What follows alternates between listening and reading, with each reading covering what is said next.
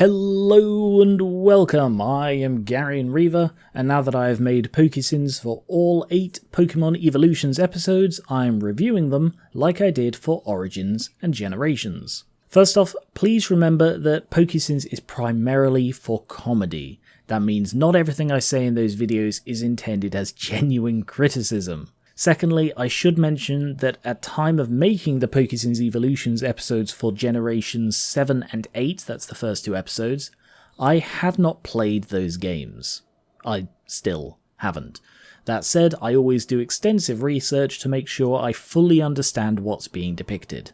It's actually a little hard to talk about Pokémon Evolutions as a single collective thing. Content and quality varied wildly between episodes. Even stuff like animation style and screen resolution varied a lot. You'll have noticed that Yin and Yang, the plus and minus who count the scores, were at the top and bottom in the middle of the screen. That's because I assumed all of the Evolutions episodes would use the black bar wide screen that episode 1 did. When that was proven wrong, I just kept it for consistency. I had a theory that each of these episodes was made by a different team. I just couldn't see any other way they'd vary so much. That seems not to be the case. Though different people designed and directed the individual episodes, they were all done by the same animation production team. They also all shared the same writer, although virtually every other creative role was filled by different people in each episode. I don't know much about how animations are produced and such, but I think this means that the episodes varied about as much as they could while still being done by the same team. I don't usually like going into detail about individuals who worked on a product, as it begins to feel like I'm specifically targeting them with any criticism. That's why I even phrase certain things the way I do.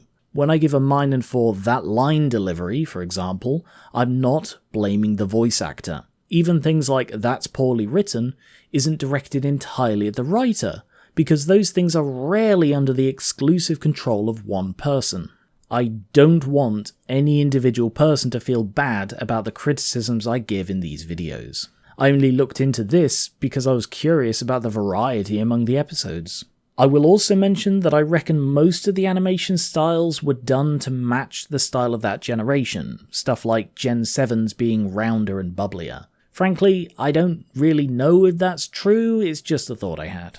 A couple of things through the episodes are the choices around the player and the dialogue. Things like whether or not to show the player's face, whether to focus on them, whether to have them as a side character and tell it all from an NPC's perspective. Generations did something similar, taking the chance to tell fragments of larger stories from the games that don't revolve around the player. I just wish they'd stuck to it more, as there were a couple of episodes that heavily featured the player.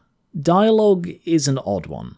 I've written stories where there's very little dialogue, but what I've not done is written stories where there's sporadic dialogue, but none of it contributes. Numerous points across these episodes had moments when a character would very resolutely not speak, moments when a little throwaway word would provide some personality for them. But then when they do speak, it's just to shout "go" or some other generic phrase that tells us nothing about them.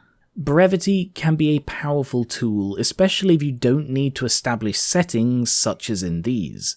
A character barely talking can tell you a lot about them, like Leon in episode 1. He said like 5 words in the entire episode because his story was told through flashbacks and body language. Very well done. But ones like Barry in episode 5, he either reiterated the one character trait he'd already shown, or just shouted "go" or Pokemon attacks.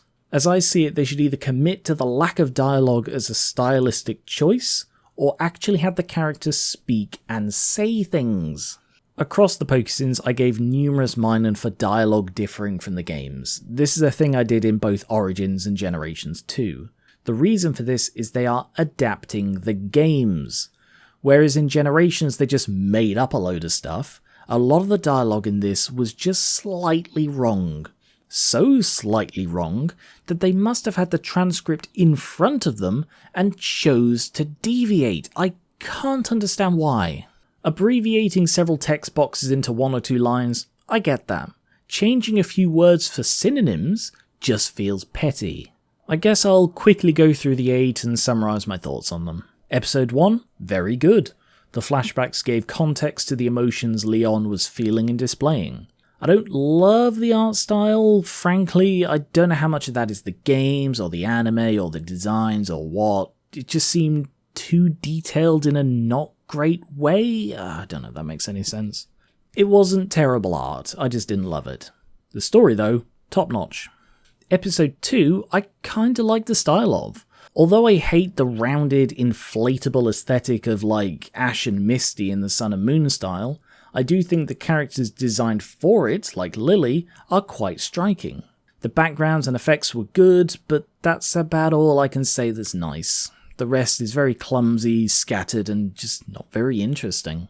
Episode 3 mystifies me. I have no idea why it's pushing this Lysander was right angle. I think they were trying to make us see his struggle from the perspective of his friends, but if so, they failed. We just saw him being a maniac and being remembered fondly for it. The art style was kinda like episode 1, so I didn't love it. Episode 4, however, was beautiful. The style was incredible. Every frame had this soft beauty to it, and I love it. It also told fragments of black and white story from the villain's perspective. He wasn't framed as the secret good guy, and it was well told. That's it really, it was very good. Episode 5 was bad. It focused on one of the most annoying characters in the franchise, let alone in Gen 4, and yeah, there really isn't much more to that one. All my issues are summed up in the PokéSins. Episode 6 I was also disappointed by. Aurus are basically the games that got me back into playing Pokemon, and when Generations came out, I said they should have done one on this. But this is just sort of boring. It's the longest one of the 8, and uses that to basically recount a story you get told in the games. Just adds a few action shots in between. And I don't like the subtle changes they made to Zinnia. Small, but they completely change her feelings and motivations, for no reason.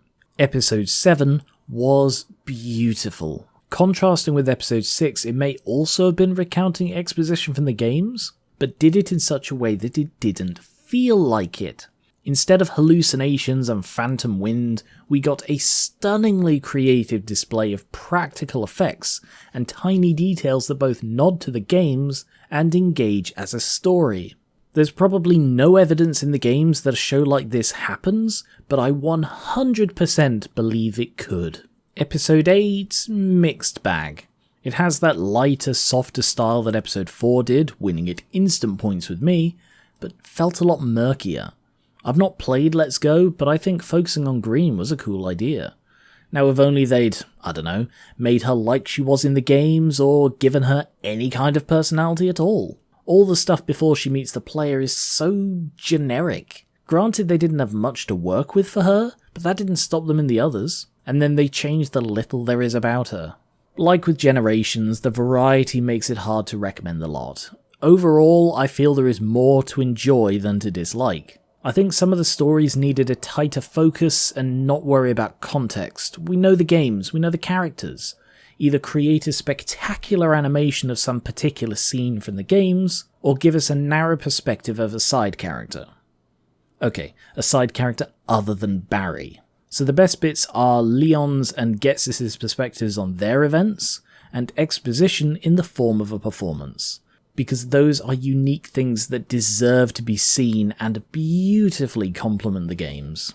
And that is my review of Pokémon Evolutions. Next up, my patrons have voted for me to remake the first 15 episodes in my Compound Plusle and Minor style, and we'll see what comes after that. Thank you very much for watching, thank you to my patrons for their support, and I ask that you check out my Patreon linked in the description, as it's pledges on that allow me to do things like this. And I will catch you later.